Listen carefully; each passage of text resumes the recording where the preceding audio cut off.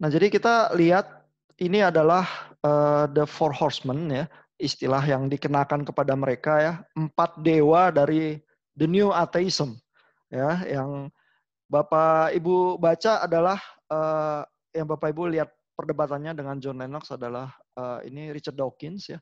Dia mungkin yang paling senior dan paling militan ya, karena dia mengajar di Oxford. Lalu yang agak muda ini Sam Harris.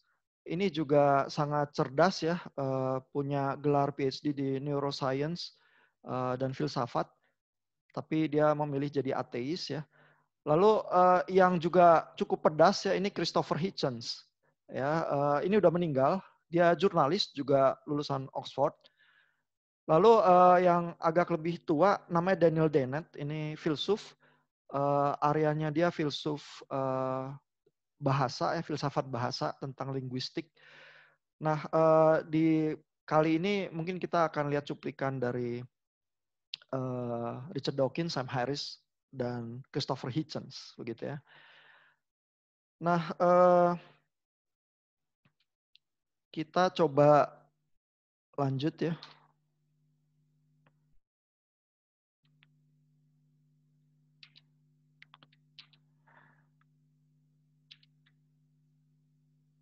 Nah, ini kadang-kadang slideshow-nya suka mandek. Saya pakai manual aja. Jadi the neo atheism itu ya punya kemiripan ya, walaupun ada 4 dewa itu ya. Mereka melandaskan diri pada modern science ya. Jadi science itu dianggap bisa menjelaskan segala sesuatu ya di dalam kehidupan ini ya, sehingga science itu sudah cukup begitu ya untuk kehidupan, dan buat apa kita perlu agama dan Tuhan. Ya, kalau ada misalnya keberatan ya soal moralitas yang dianggap berasal dari agama, maka neo atheism itu akan bilang bahwa loh, sumber moralitas tidak mesti muncul dari agama ya, karena sebagai manusia saja kita tahu kok ya, misalnya membunuh itu jahat begitu ya. Sehingga nilai-nilai humanisme dan culture itu udah cukup juga ya untuk menghasilkan nilai-nilai moralitas kita ya, dan bisa juga muncul dari sains atau masyarakat begitu saja ya. Jadi buat apa ya butuh agama yang dianggap sebagai mitologi dan juga superstitious begitu ya, yang bisa menyebabkan orang melakukan hal-hal tindak kekerasan yang lahir dari fanatisme agama begitu ya. Buat apa kita punya hal-hal semacam itu ya. Dan orang-orang dari neo atheism itu melihat agama sebagai sangat beracun ya, merusak, dan bisa menimbulkan rasisme, tindak kekerasan, kebodohan, tahayul, dan lain sebagainya, begitu ya. Jadi sudah saatnya umat manusia itu grow up, begitu ya, meninggalkan agama ya, dan menjadi orang yang scientific ya, karena sains itu cukup ya. Nah, di dalam respons Bapak Ibu ya terhadap perdebatan Dawkins itu misalnya ya, beberapa Bapak Ibu itu mempertanyakan dan mengkritisi Dawkins, bilang ya bahwa oh, Dawkins itu terlalu simplified ya. Karena dia bilang bahwa alam semesta ini muncul dari yang simple menjadi yang kompleks begitu ya. Nah, tapi itu sebenarnya adalah prinsip sains. Ya, Bapak Ibu mungkin pernah mendengar ini rahib Katolik dari abad pertengahan namanya Occam. Ya, mungkin pernah mendengar prinsip Occam Razor begitu ya. Occam Razor ini maksudnya adalah itu pisau cukur Occam gitu ya. Itu menunjukkan bahwa kalau kita ada penjelasan yang lebih sederhana ya terhadap satu fenomena, maka penjelasan yang lebih sederhana itu kemungkinan adalah lebih benar ya. Jadi misalnya ya, kalau kita melihat di satu lapangan ada pohon yang hitam semua ya, dan tidak berdaun, tertancap di tengah lapangan itu ya. Nah, tentu bisa ada berbagai penjelasan ya terhadap fenomena itu ya. Kita bisa berpikir, oh iya, ini ada tukang kayu ya yang menanam pohon sampai besar di halaman rumahnya. Lalu begitu sudah besar ya, pohon itu ditebang ya, dicabut semua daunnya, lalu dia cat hitam semuanya ya.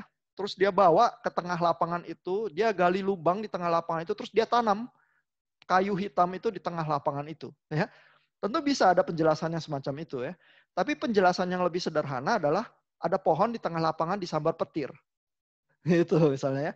Dan Occam itu bilang ya, di dalam pikiran kita yang rasional dan saintifik ya, memang bisa ada penjelasan-penjelasan banyak ya terhadap satu fenomena, tetapi penjelasan yang tidak menyeret banyak kerumitan, ya, yang cenderung lebih sederhana, ada kemungkinan penjelasan itu yang lebih tepat dan lebih benar, gitu ya.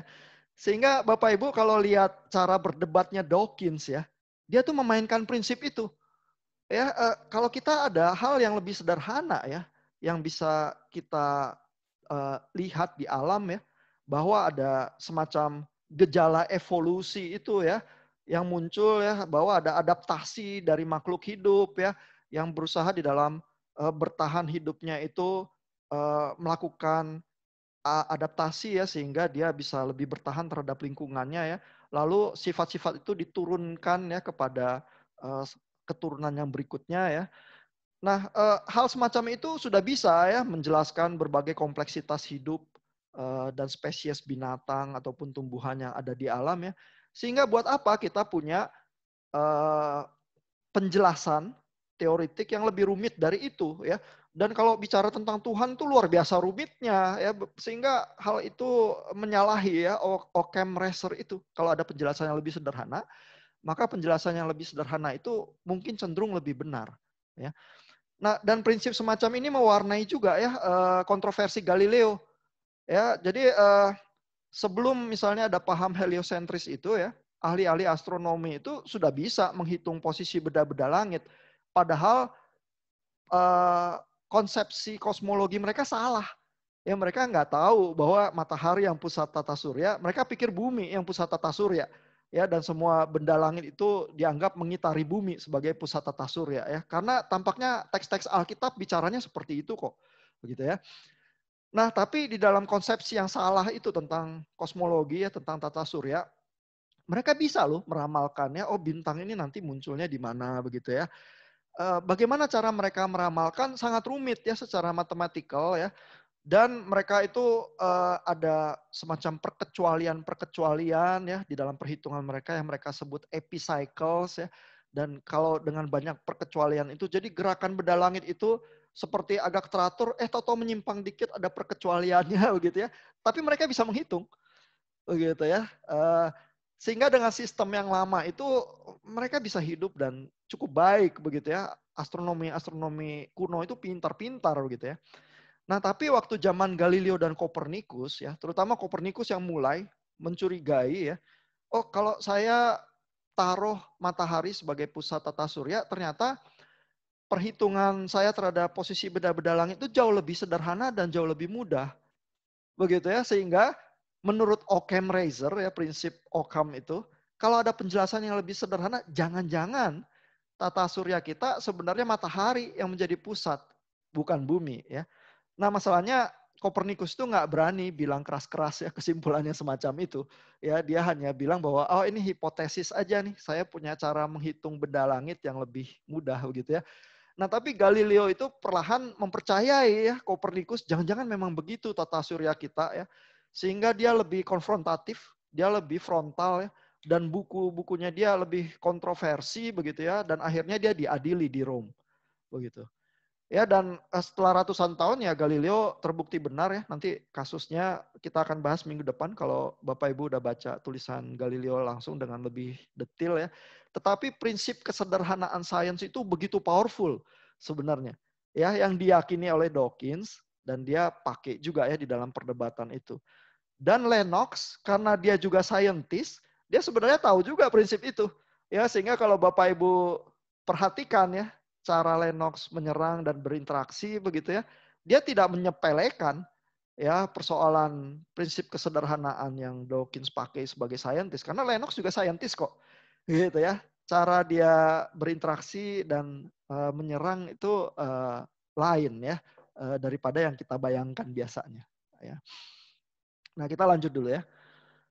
Ini data dari tahun 2015 ya, dari Pew Research Center ya, tentang komposisi agama yang ada di dunia ya. Jadi berdasarkan data 2015 ini, sepertiga dunia ya, kira-kira 31,2% itu kekristenan. Ya. Tapi yang mendekati ya, hampir sepertiga juga, 24% adalah Muslim. Ya. Lalu sisanya kecil-kecil ya. Jadi kira-kira dunia itu komposisinya sepertiga Kristen, hampir sepertiga Islam. Tetapi kelompok ketiga terbesar ya itu 16% adalah unaffiliated. Nah ini menarik nih ya, karena unaffiliated itu adalah orang-orang yang kalau ditanya kamu berafiliasinya kepada agama apa, mereka nggak mau dikelompokkan ke dalam agama tertentu. Ya jadi sehingga kalaupun ada misalnya kelompok yang kita sebut ateis ya, maka munculnya mungkin di unaffiliated ini. Begitu ya, dan kalau ini adalah kelompok ketiga terbesar ya. Ini masih di bawah Islam begitu ya, tapi udah 16% ya. Maka tantangan atau suara dari ateisme ini menjadi semakin penting ya. Nah, ada memang research lainnya dari Pew Research yang lebih baru ya, menunjukkan bahwa memang di dunia barat ya, Amerika dan Eropa, generasi yang lebih muda itu cenderung unaffiliated-nya lebih tinggi daripada generasi sebelumnya yang baby boomers atau generation X begitu ya. Tapi kalau di Asia itu religiositas masih tinggi, termasuk di Indonesia. Ya, jadi di Indonesia itu kalau ditanya seberapa banyak orang yang bilang bahwa agama itu penting untuk kehidupan, itu masih di atas 90%. Ya, beberapa minggu yang lalu saya melakukan survei serupa ya dengan ratusan anak SMA. Itu juga masih menjawab agama penting bagi kehidupan tuh di atas 90%.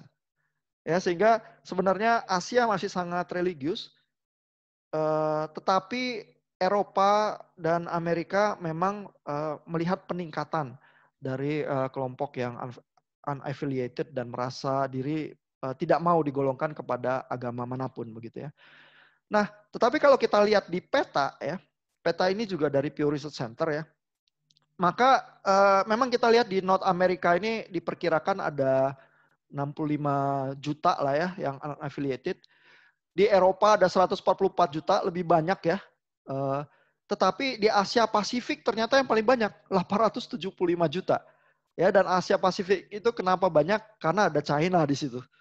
Ya, jadi kalau kita pikir oh orang yang ateis itu adanya jauh ya di Amerika sama Eropa, ya enggak juga ya. Ada yang cukup dekat dan cukup banyak, yaitu China ya, yang sangat relevan sekali ya dan berrelasi dengan kita juga begitu ya.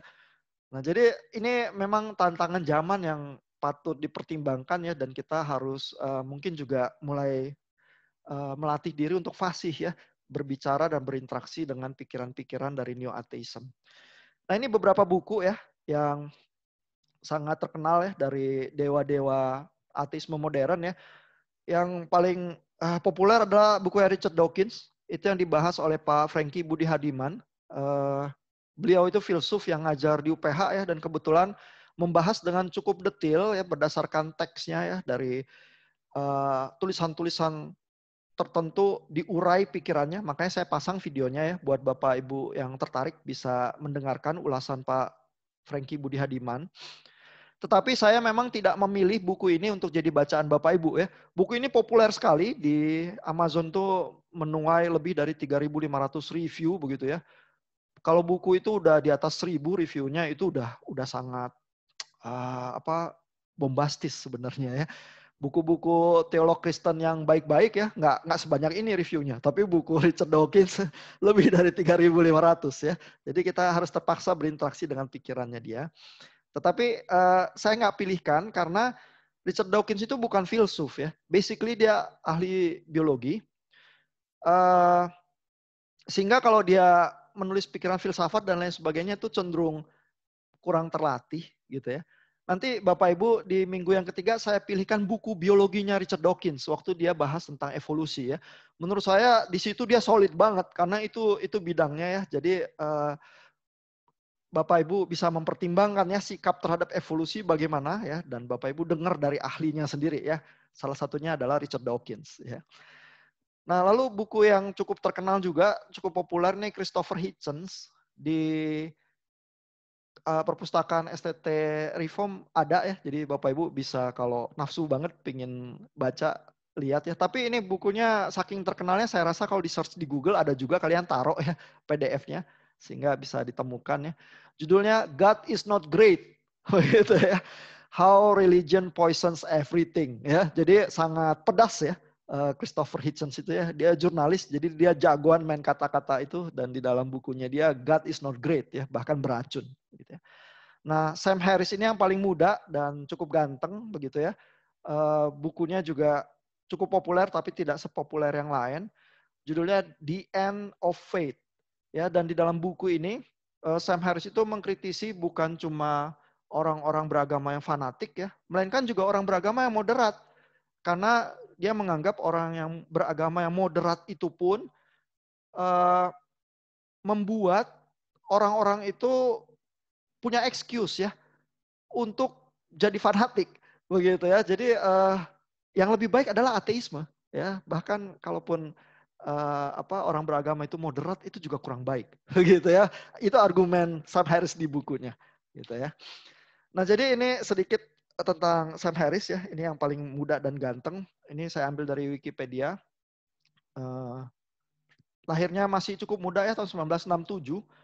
Dia neuroscientist tapi filsuf juga ya, punya banyak podcast. Kalau Bapak Ibu tertarik sekali, cari dia di YouTube dengan sangat mudah ya. Perdebatan-perdebatan dia atau kuliah-kuliah dia ya. Nah, dia ini Wikipedia juga menulis ya, termasuk dari Four Horsemen of New Atheism bersama Richard Dawkins, Christopher Hitchens, dan Daniel Dennett. Dan dia minatnya termasuk soal moralitas karena filsuf, neuroscience, dan free will, dan juga terorisme. Ya. Nah, saya ada videonya sedikit ya. Nggak tahu nih waktu kita seberapa banyak. Kita coba nonton secuplik ya, supaya Bapak Ibu dengar sendiri argumennya dia. Ini mulai dari menit ke 12-13 gitu ya. Saya coba putarkan videonya.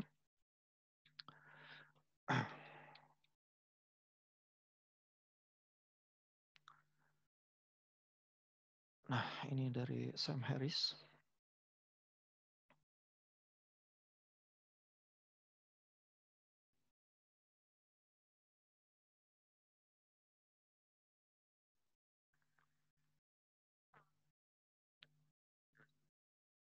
Sebentar, saya siapkan dulu videonya. Saya share screen, share sound juga. Nah, kita lihat menit ke 12 hampir 13 itu ya. Nah, coba kita dengarkan. There is a conflict between religion and science. Many of us, many scientists have papered over this conflict. And no less a body than the National Academy of Sciences, really our most elite scientists, has announced that there is no conflict, that religion and science ask different questions and represent different ways of knowing. Well, religion and science don't ask different questions, and they don't represent different ways of knowing. Every religion is making claims about the way the world is. If Jesus does come down out of the clouds like a superhero, Christianity will stand revealed as a science. That will be the science of Christianity. Every Christian will be able to say, "Told you so." I mean, here he is, look at his magic powers. Jadi orang-orang dari New Atheism itu ya akan seperti Sam Harris ya. Dari awal tuh sudah menyajikan sains dan agama itu bertentangan. Ya, dan seperti Harris di dalam kuliah yang ini, dia akan mengklaim ya bahwa ya banyak orang berusaha bilang agama dan sains itu dua area yang berbeda ya, sehingga nggak bertentangan. Tetapi enggak kok, karena mereka berusaha menjelaskan hidup yang sama ya, dan alam yang sama begitu ya. Jadi jelas ada pertentangan itu kalau dua penjelasan ini saling berkontradiksi ya. Dan Sam Harris di sini bilang ya, Kalau Yesus itu turun seperti Iron Man begitu ya dari langit, zoom begitu ya. Maka kekristenan itu adalah sains ya. Orang akan langsung lihat aja powernya Yesus begitu ya. Tapi kan ternyata nggak begitu ya, sehingga antara sains dan agama itu memang ada pertentangan. Gitu ya kata Sam Harris ya. Coba kita dengar lagi lebih lanjut ya apa yang dia katakan ya. And a sufficient display of magic powers, it would just take a few minutes, would convince any scientist of the claims of Christianity.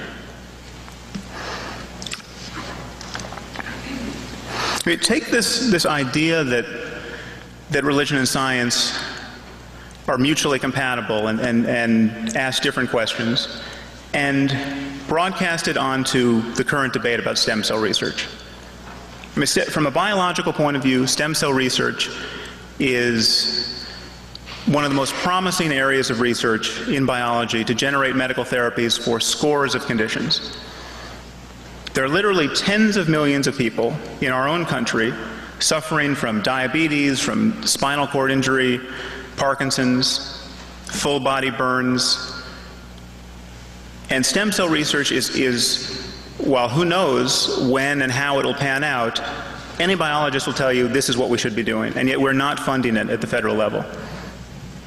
The concern from the religious point of view is that we have to destroy 3-day-old human embryos to conduct this research.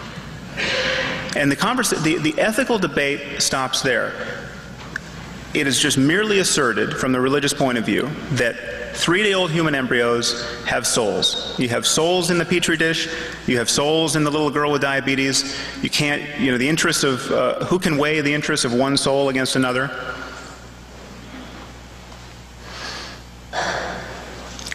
We never have to get into the details because faith stops the conversation. You just have to respect the faith proposition that life starts at the moment of conception. Nah, jadi ini argumennya Sam Harris ya.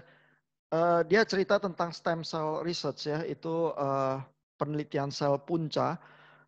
Itu memang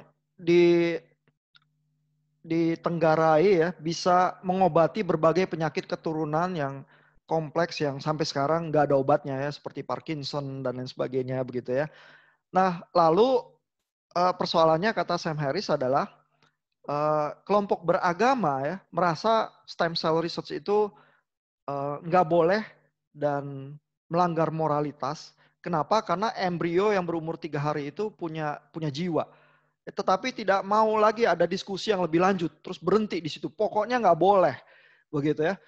Padahal menurut Harris akan bilang ya di dalam dunia genetika modern ya, setiap sel di dalam tubuh kita itu kalau di cloning ya bisa jadi makhluk hidup, begitu ya. Jadi kalau embrio 3 hari dianggap ada jiwa ya, nanti kalau kita mulai garuk hidung kita, terus di situ ada ribuan sel yang terbunuh, sebenarnya kita lagi melakukan genosida gitu ya.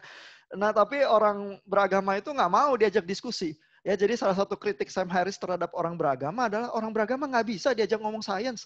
Mereka nggak mau denger, begitu ya. Dan even mau mulai ngobrol aja nggak bisa.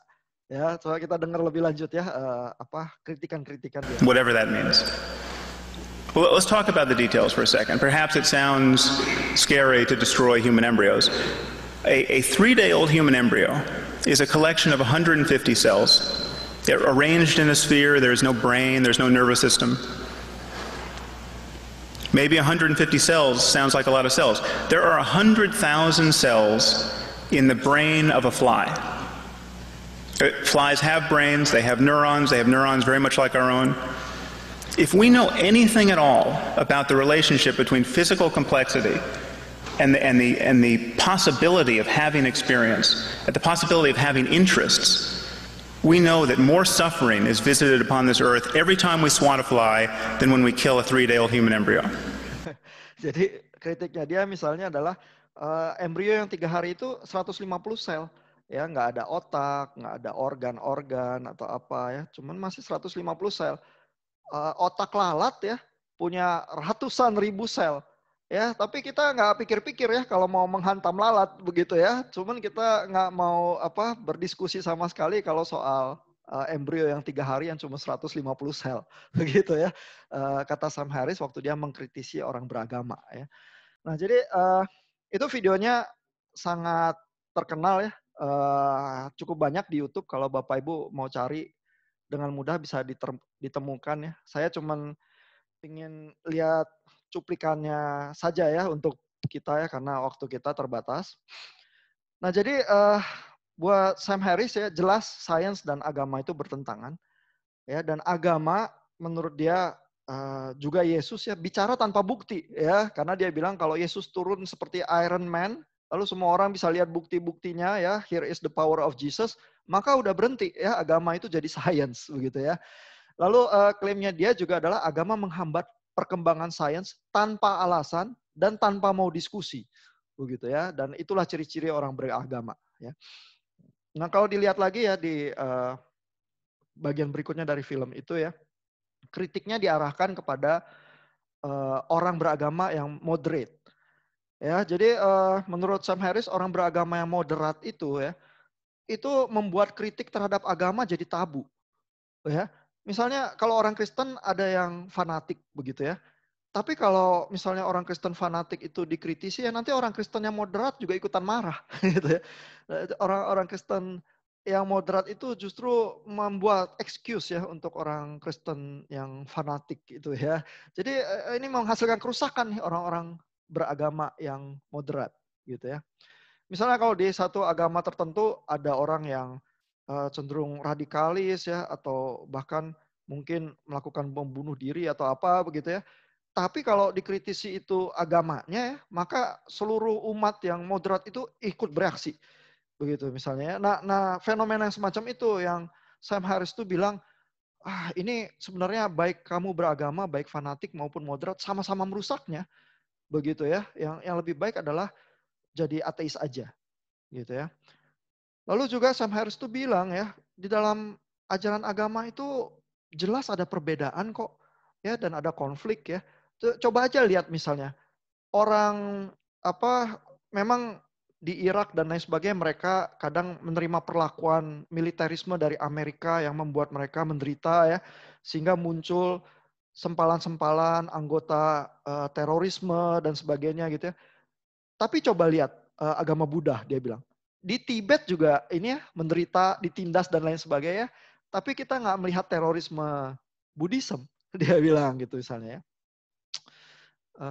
Mungkin Harris di dalam bagian lecture-nya itu nggak mempertimbangkan ya, ada juga sih di bagian-bagian tertentu dari belahan dunia yang mayoritas Buddha itu yang cenderung violence ya.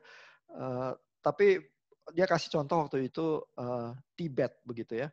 Nah lalu menurut dia orang religius moderat itu menyangkal ya bahwa di dalam setiap ajaran agama itu ada perbedaan.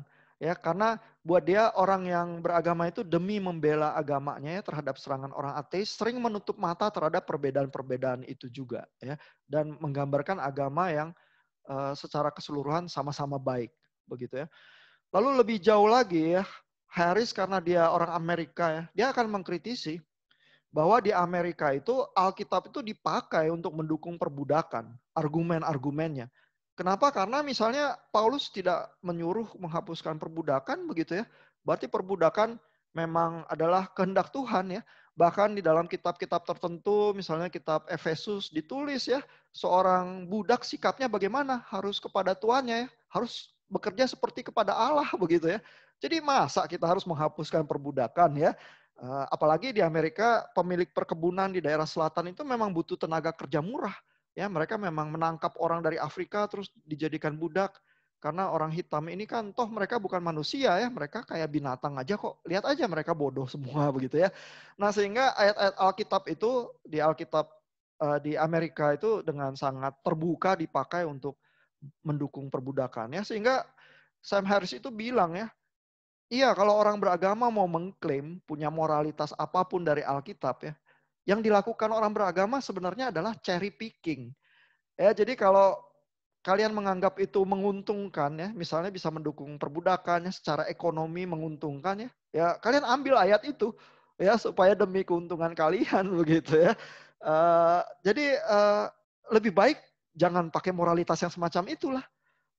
pakai moralitas yang muncul dari humanisme gitu aja, sehingga kita tahu kok nilai-nilai kemanusiaan begitu ya, daripada pada kenyataannya kalian tuh pakai ayat-ayat Alkitab untuk menjustifikasi praktek-praktek yang sebenarnya tidak manusiawi gitu ya. Nah, juga yang kita sudah lihat ya, kritiknya Sam Harris tadi di bagiannya itu adalah orang beragama itu ya, atau pembicaraan dari sisi iman ya, itu meniadakan kemungkinan diskusi yang lain begitu ya. Jadi mau ngomong soal stem cell research atau kemajuan kesehatan atau apa begitu ya, nggak mungkin, karena orang beragama begitu diajak ngomong langsung pasang tembok, ya nggak bisa diskusi. Pokoknya gini aja, nggak mau mendengarkan argumentasi sains dan lain sebagainya ya. Nanti kalau argumentasi sains akan dianggap, loh kamu beranggapan sains lebih tinggi dari Tuhan. Udah, saya nggak usah ngomong sama kamu, begitu ya. Itu sikap orang beragama seringnya seperti itu, dan itu yang dikritik oleh Sam Harris. Dan kalau tidak ada kemungkinan bicara, alternatifnya apa? Alternatifnya perang atau kekerasan, kata Sam Harris. Ya jadi jangan heran kalau orang beragama itu suka dengan perang dan kekerasan ya, karena nggak ada jalan keluarnya kok, diajak ngomong nggak bisa. Gitu ya, kata Sam Harris ya. Nah ini kita udah mendekati akhir waktu kita ya, tapi saya bahas sedikit ya dari Dawkins ya, ini karena Bapak Ibu udah lihat perdebatannya juga ya. Ini lawan Lennox. Lennox juga ngajar di Oxford ya, dia matematikawan, tapi juga Christian apologetics ya. Dia juga minatnya termasuk philosophy of science ya. Jadi cocok berdebat dengan Dawkins. Dua-duanya sama-sama scientist. Tapi Bapak Ibu juga lihat di perdebatannya waktu mulai dicecar soal evolusi, Lennox tuh agak kewalahan karena bukan bidangnya dia. Ya, jawaban-jawabannya cenderung lebih ragu-ragu, tidak bisa definitif dan sebagainya ya. Di bagian akhir dari perdebatannya ada bagian yang soal Dawkins itu berusaha nge-push ya. Jadi kamu sebenarnya percaya evolusi atau enggak gitu ya. Karena kalau dari sisi saintis ya, bukti-bukti terhadap evolusi itu banyak. Ya, sehingga pilihan untuk percaya evolusi atau enggak itu juga hal yang harus dipikirkan dengan cukup hati-hati ya. Dan Dawkins tahu soal itu ya, dan dia berusaha memojokkan Lennox ke arah sana ya. Kalau Bapak Ibu nonton lagi videonya akan kelihatan sih bagian itu ya. Nah, Bapak Ibu juga udah meng-highlight ya di texting Bapak Ibu ya, beberapa bagian ya, bahwa Dawkins itu menerangkan Tuhan yang dipercayai oleh Lennox itu sebagai Tuhan yang bisa mengubah air menjadi anggur. Ya, apa itu ya? Padahal kita secara sains tahu molekul-molekul air dan molekul anggur begitu ya. Tuhan macam apa itu yang mengubah air jadi anggur gitu ya. Dan Tuhan macam apa ya yang harus solusinya terhadap keselamatan umat manusia itu harus membunuh anaknya sendiri yang tidak berdosa dan tidak punya kesalahan apa-apa ya. Apa Tuhan tuh nggak punya solusi yang lain ya. Sehingga Dawkins itu bilang Tuhannya Lennox itu petty and small minded begitu ya. Itu kalimat-kalimat yang dipakai Dawkins ya. Nah, Lennox itu menjawab ya bahwa dia menjawab dari sisi saintis ya. Jadi dia tidak akan menjelek-jelekan rasionalitas, logika, dan even science itu sendiri adalah hal yang dianggap serius oleh Lennox ya. Tapi dia akan bilang ya bahwa kalau kita sebagai saintis melakukan scientific project kita, kalau kita menemukan ada rasionalitas di alam, ada hukum-hukum alam begitu ya, itu karena ada pencipta yang memang intelijen dan juga rasional ya, yang menjaga hukum-hukum alam itu sehingga saintis itu bisa bekerja ya di tengah-tengah hukum alam yang dijaga oleh pencipta itu ya. Dan serangan Lennox terhadap Dawkins adalah ateisme ya. Sama sekali tidak berusaha kok deal dengan problem dosa ya, deal dengan problem bahwa ada keterpisahan ya antara manusia dengan Tuhan gitu ya. Berusaha sedikit pun tidak ya untuk menjawab persoalan-persoalan itu gitu ya. Sedangkan kekristenan memberikan jawaban-jawaban itu gitu ya. Nah, lalu Dawkins juga dengan kalau kita lihat ya lebih lanjut di videonya ya, seperti seorang saintis ya, dia akan mengklaim bahwa kalau segala sesuatu itu udah bisa dijelaskan oleh sains, walaupun sains memang diakui tidak lengkap dan mungkin tidak akan pernah lengkap ya. Tapi buat seorang saintis kalau ada teori baru menggantikan teori yang lama itu biasa, begitu ya. Nah, jadi kalau sudah bisa dijelaskan oleh sains, kenapa butuh Tuhan? Ya kan itu ya klaimnya seorang yang dari sisi neo atheism. Nah, Lennox menjawab balik ya. Life origin ya, asal muasal baik alam semesta ya maupun manusia itu sendiri ya, itu sulit dijawab ya. Nah, sains juga nggak berhasil menjawab. Ya, dan jawaban-jawaban sains bisa menunjuk kepada Tuhan. Misalnya teori fine tuning dan lain sebagainya itu ya yang dikemukakan Lennox juga di dalam perdebatan itu ya. Jadi jangan-jangan kalau sains itu didalami ya, maka justru kita menemukan sains itu juga menunjuk ya kepada indikasi-indikasi keberadaan Tuhan ya. Jadi jawaban Lennox itu seperti itu. Nah, tapi Dawkins kan menyerang ya, dan salah satu serangan New Atheism adalah soal miracles biasanya ya di situ ya. Karena mukjizat itu seperti superstitious lah ya begitu ya kalau buat orang sains ya. Karena kalau misalnya kita baca Alkitab ya, terus kita lihat, oh Elia itu menahan hujan, begitu ya. Dan kalau nanti Nabi Elia itu menyebut kapan akan turun hujan ya begitu, maka baru turun hujan.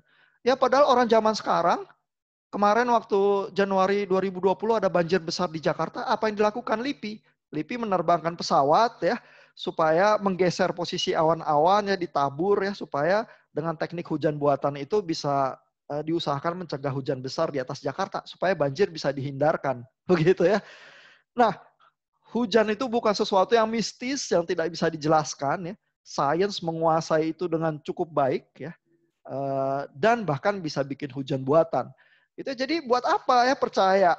Apa maksudnya Nabi Elia semacam itu begitu ya? Bagaimana kita membaca Alkitab begitu ya? Apa itu bukan superstitious saja semua begitu ya? Nah, lalu Dawkins akan menyerang ya. Dia bilang, memang sih baca kisah-kisah Alkitab memberikan semacam kenyamanan ya. Oh, ada harapan ya bahwa oh nanti mungkin keadilan, cinta kasih itu nanti akan menang. Begitu ya. Tetapi sesuatu yang memberi harapan, memberikan kenyamanan itu bukan truth.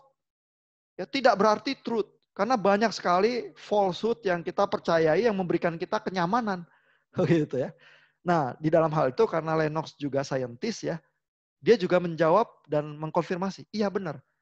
Ya, sesuatu yang comforting bukan berarti truth ya. Kalau Bapak Ibu perhatikan di perdebatannya ya. Jadi salah satu gaya berdebat Lennox ya adalah kalau Dawkins itu bicara sesuatu yang benar ya, dia nggak bantah. Ya karena dia saintis juga. Buat dia evidence dan lain sebagainya di dalam pergulatan iman, mengikut Tuhan juga sama pentingnya. Ya karena dia saintis juga gitu ya. Jadi kalau Dawkins itu menyerang hal-hal yang memberikan kenyamanan kan belum tentu truth. Lennox dengan akan sangat cepat menyetujui, betul. Ya. Nah, tetapi Lennox tuh menjawab ya soal kritik terhadap miracles itu ya bahwa miracles sebenarnya tidak anti science ya. Karena kalau setiap hari orang itu bangkit dari kubur begitu ya, maka kebangkitan itu ya bukan miracles lagi.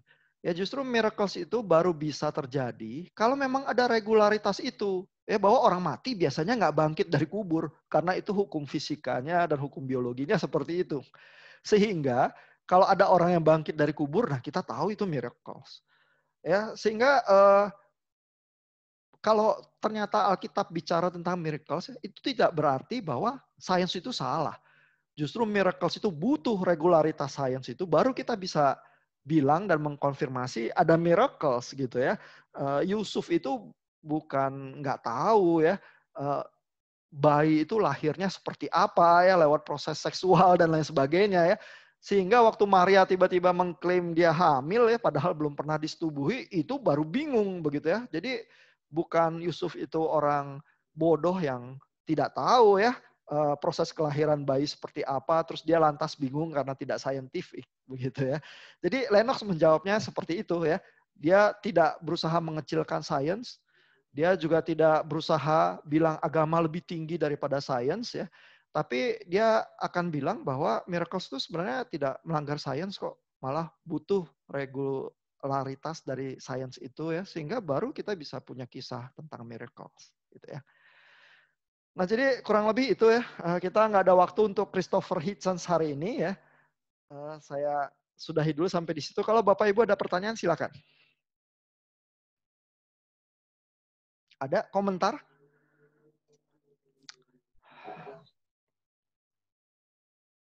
Belum, Pak. Apakah terganggu mendengar Sam Harris atau Richard Dawkins?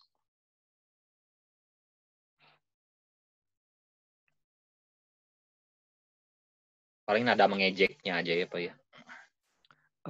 Dawkins ya kali ya. Mm-mm. Kalau Sam Harris karena lebih muda, lebih agak sopan ya. Nah tapi ya, nada mengejek dari New Atheism itu ya, mungkin sebagai orang Kristen ya, kita juga harus mencermati ya. Nada mengejek yang paling keras ya, orang-orang dari kelompok New Atheism itu ditujukan biasanya ya kepada fanatisme agama. Ya, dan terutama kepada agama yang fundamentalistik, yang menghalalkan kekerasan begitu ya. Mereka tuh paling benci dan berbicara sangat keras dan sangat pedas ya terhadap kelompok yang seperti itu ya. Nah, kalau kita orang Kristen gagal ya mendengar kritik itu ya, terus kita malah menghasilkan excuse ya untuk fanatisme agama ya. Saya rasa itu respons yang salah sih. Ya, kita juga harus berusaha kritikal ya. Kalau ada orang yang pakai Alkitab ya, dieksploitasi begitu ya, misalnya untuk menindas pihak yang lain ya. Oh, kita harus cepat-cepat aware. Dan kita harus mengkritisinya sama keras ya, seperti orang-orang ateisme itu ya. Justru mereka aja yang nggak pakai standar, katakanlah moralitas yang kita anggap cukup tinggi ya, bisa ya membongkar ya kejahatan semacam itu ya, kedok bahwa agama itu dieksploitasi untuk menindas yang lain. Masa kita yang Kristen itu yang meyakini kebenaran Alkitab itu membiarkan ya, bahkan mencarikan excuse ya untuk hal-hal semacam itu ya. Saya rasa kalau respons orang Kristen begitu, kita melakukan kesalahan ya. Jadi mungkin pelajaran yang sangat penting ya dari berdialog ya dengan orang-orang dari New Atheism ya adalah kepekaan itu ya. Penindasan dan terhadap kedok agama ya yang sering dipakai untuk kepentingan politik, ekonomi dan lain sebagainya, tapi justru menindas kaum yang lemah. Ya, itu mereka peka sekali. Ya, dan orang Kristen sering kalah peka ya di dalam hal itu gitu. Itu hal yang kita nggak boleh lupakan tuh kalau berinteraksi dengan mereka. Ada pertanyaan? Iya, silakan Pak. Tadi saya sempat dengar sempat nonton yang Pak Budi Hardiman. Oh iya. Nah, saya sempat berpikir lagi soal kritikan Dawkins. Justru melihat ketika dia kan ternyata saya juga baru mulai ateisme baru sangat menekankan pada empiris, studi empiris, bukan filosofi seperti ateisme lama lah ya, Feuerbach dan lain sebagainya. Yeah. Berarti Pak, kita maksudnya berarti untuk menghadapi ateisme baru nggak bisa pakai jawaban filosofis ya sebenarnya intinya. Maksudnya tidak bisa melakukan pembelaan secara filosofis karena kan mereka cuma tuntut ya Tuhan buktikan secara empiris ada. Saya coba cerna sih waktu yang nonton Pak Budi Hardiman. Oh iya ya, apa berarti rada sulit dong misalkan kita berbicara bicara soal filsuf Kristen apologis ya, Planting apa berarti nggak matching dong, maksudnya secara filosofis dengan empiris, soalnya kan ateisme baru cuma mau buktikan secara empiris. Nah itu sih tiba-tiba berpikiran, oh iya ya. Dan satu hal yang saya dapat sih bahwa iya dia itu dari masukan Budi Hardiman sih, dia mengatakan satu hal yang dia kagum juga, Dawkins tuh kan tidak mengatakan bahwa Tuhan tidak ada sama sekali. Dia kalau di 7 spektrum itu dia spektrum ke-6. Artinya kalau mungkin aja dia tidak bisa membuktikan Tuhan atau enggak, tetapi bagi dia mustahil aja. Dia hidup seolah-olah Tuhan tidak ada. Yeah. Dan itu sebenarnya seperti banyak orang Kristen. Iya. Itu menggelitik buat saya. Iya. Saya rasa kadang-kadang orang ateisme itu waktu mengkritik orang Kristen tuh banyak benarnya juga ya. Iya juga, betul juga. Benar juga sebenarnya kritikannya itu. Iya. Nah, jadi kalau menjawab ya apakah bisa dari arah filsafat dan apakah itu nggak matching sama sekali ya. Saya rasa menjawab dari arah mana saja sah-sah saja sih ya. Cuma memang Dawkins sebagai seorang saintis, dia terbiasa dengan metode yang lebih empiris ya. Tapi Lennox juga ya, sehingga kalau kita lihat cara berdebatnya Lennox ya, makanya itu juga perdebatan yang saya pilih buat Bapak Ibu nikmati ya.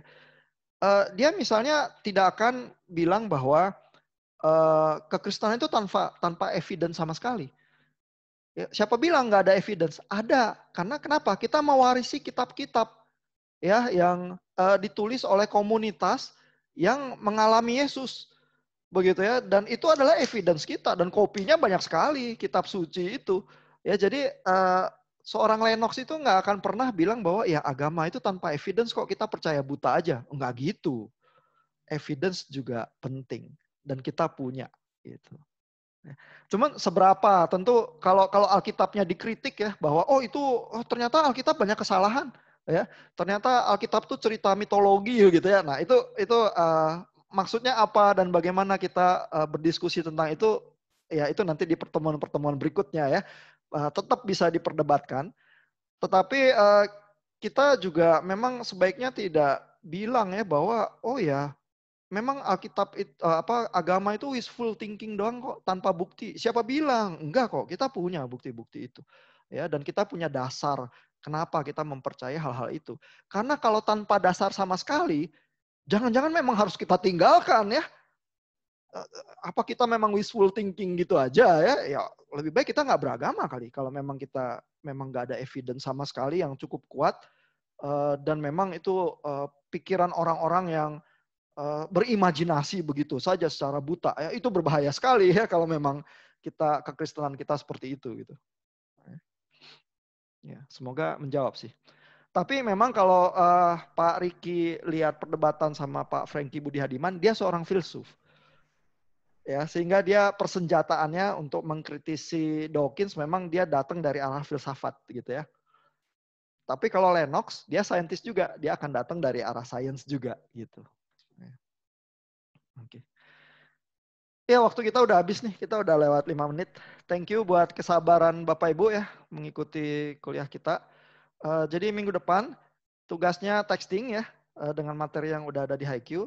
Terus nanti kalau kita ketemu, kita bicarakan sedikit tentang Galileo. Lalu nanti perdebatannya kita susun ya, siapa lawan siapa waktu kita ketemu itu. Ya. Saya tutup kita dengan doa ya, Bapak Ibu. Bapa di surga, terima kasih untuk berbagai hal yang boleh kami pikirkan dalam waktu yang singkat ini. Banyak pertanyaan yang masih menggemuruh di dalam hati kami. Dan juga di dalam obrolan kami sehari-hari, juga dengan lingkungan di sekitar kami, pasti masih banyak pertanyaan dan tantangan. Kami mohon Engkau yang menolong kami ya Tuhan, melewati seluruh perkuliahan kami ini. Juga dengan kesibukan semester ini yang syarat dengan tugas-tugas online, kami mohon juga kekuatan-Mu ya Tuhan. Berikan kami kesehatan, konsentrasi, dan semangat untuk terus belajar di dalam situasi pandemi ini. Kami juga mohon perlindungan-Mu untuk kesehatan kami dan untuk keluarga kami juga. Dalam nama Tuhan Yesus Kristus kami berserah dan memohon. Amin. Thank you Bapak Ibu. Sampai ketemu lagi minggu depan. Terima kasih, Pak. Thank you, Pak. Oke, Pak.